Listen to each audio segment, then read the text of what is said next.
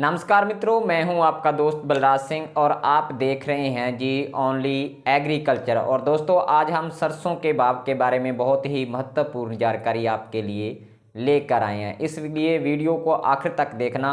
हम आपको बताएंगे कि सरकार द्वारा लिए गए ताज़ा निर्णय के अनुसार सरसों के भाव पर क्या प्रभाव पड़ सकता है और आगे इसका भाव कैसा रह सकता है। आगे बढ़ने से पहले आप एक बार आपसे आग्रह है कि इस वीडियो को लाइक व शेयर कर दें तथा हमारे चैनल को सब्सक्राइब करके ऑल नोटिफिकेशन वाला बटन क्लिक कर दें जी, ताकि आपको हमारी आने वाली वीडियो का नोटिफिकेशन मिलता रहे।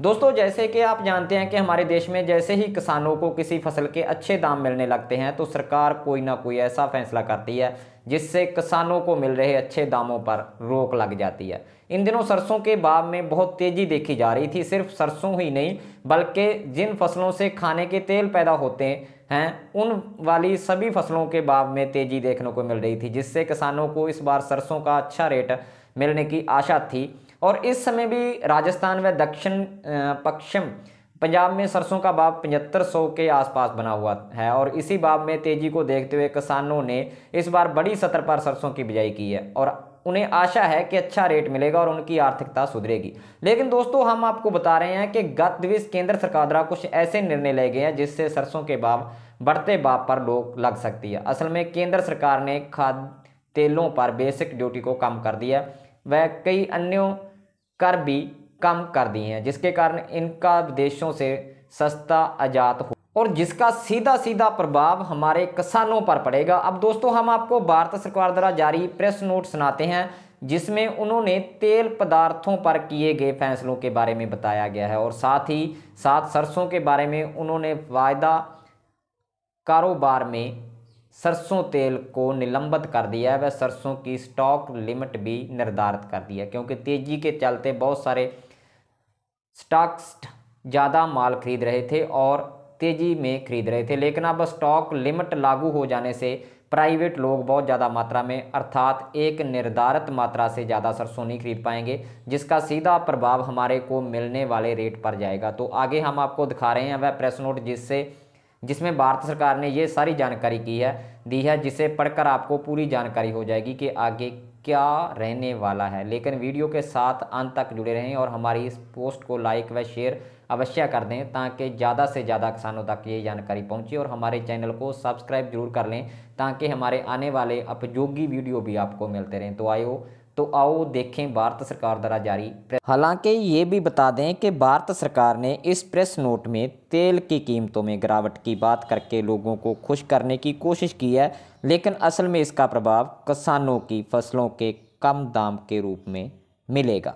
सरकार ने पिछले एक साल से खाना पकाने के तेल की कीमतों में लगातार वृद्धि को नियंत्रित करने के उद्देश्य से कच्चे पाम तेल, कच्चे सोयाबीन तेल और कच्चे सूरजमुखी के तेल पर बेसिक ड्यूटी का 2.5% से घटाकर शून्य कर दिया है। इन तेलों पर कृषि उपकार को कच्चे पाम तेल के लिए 20% से घटकर 7.5% और कच्चे सोयाबीन तेल एवं कच्चे सूरजमुखी तेल के लिए घटाकर 5% कर दिया गया है। उपरोक्त कटौती के परिणाम स्वरूप कच्चे पाम तेल के लिए कुल शुल्क 7.5% और कच्चे सोयाबीन के तेल एवं कच्चे सूरजमुखी के तेल के लिए 5% है।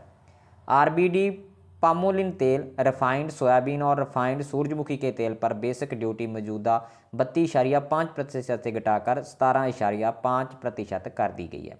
कटौती से पहले कच्चे खाद्य तेलों के सभी किस्मों पर कृषि अवसंरचना उपकर 20% था। कटौती के बाद कच्चे पाम तेल पर 8.25%, कच्चे सोयाबीन के तेल एवं कच्चे सूरजमुखी के तेल में से प्रत्येक पर 5.5% का प्रभावी शुल्क होगा। खाद्य तेलों की कीमतों को नियंत्रित करने के उद्देश्य से सरकार ने पाम तेल, सूरजमुखी के तेल और सोयाबीन के तेल पर आयात शुल्क को तर्कसंगत बनाया है। NCDEX पर सरसों के तेल में वायदा कारोबार को निलंबित कर दिया गया है और भंडारण की सीमा लागू कर दी गई है।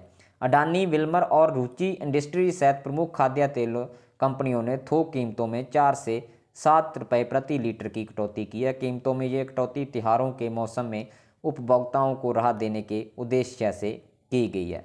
और जिन अन्य कंपनियों ने खाद्य तेलों के थोक मूल्यों में कमी की है उनमें जोमनी एंडिलम्बम and fats India Hyderabad, Modi naturals Delhi, Gokul refoils and solvent Vijay Solvex, Gokul agro resources और एन के प्रोटीन प्रमुख है। अंतर्राष्ट्रीय जिंसों की कीमतों अधिक होने के बावजूद केंद्र सरकार द्वारा राज्य सरकारों की सक्रिय भागीदारी के साथ किए गए उपायों के कारण खाद्य तेलों की कीमतों में कमी आई है और खाद्य तेल की कीमतें एक साल पहले ही की अवधि की तुलना में अधिक हैं, लेकिन अक्टूबर के बाद में से इसमें गिरावट का रुझान है। सरकार आयात पर निर्भरता को कम करने के उद्देश्य से द्वितीयक खाद्य तेलों विशेष रूप से चावल की भूसी के तेल के उत्पादन में सुधार लाने के लिए आवश्यकता कदम उठा रही है।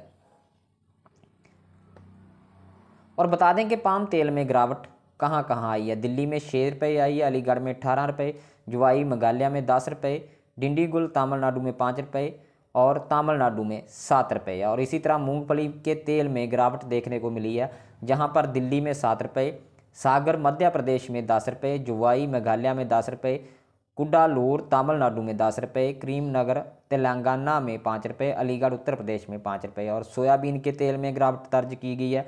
दिल्ली में 5 रुपये, लुधियाना पंजाब में 5 रुपये, अलीगढ़ उत्तर प्रदेश में 5 रुपये, दुर्ग छत्तीसगढ़ में 11 रुपये, सागर मध्य प्रदेश में 7 रुपये, नागपुर महाराष्ट्र में 7 रुपये, जुवाई मेघालय में 5 रुपये। और सूरजमुखी के तेल में गिरावट भी दर्ज की गई है, जिसमें दिल्ली में 10 रुपये है, राउरकेला उड़ीसा में 5 रुपये, जुवाई मेघालय में 20 रुपये है। तो ये थी जी इन खाद्य तेल पदार्थों पर जो कटौती की गई है सरकार की तरफ से, उसकी जानकारी।